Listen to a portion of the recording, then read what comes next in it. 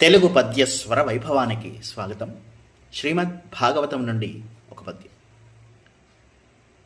మునుకొని అత్తపోధనుని మూర్ధజమైన తపఃకృశానుచేతను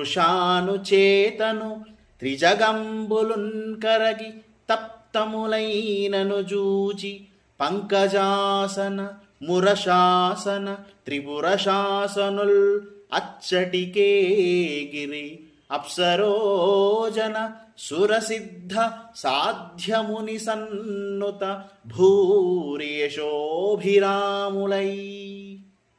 ఈ పద్యం నందు బమ్మెర పోతన గారు మహాతపస్వి అత్రి మహాముని శిరస్సు నుండి ఆవిర్భవించిన అగ్నిజ్వాలల వల్ల 3 లోకాలు కరిగి వేడెక్కాయి.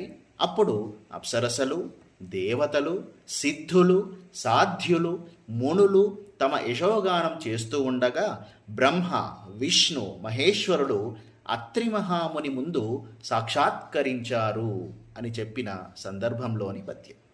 ధన్యవాదాలు.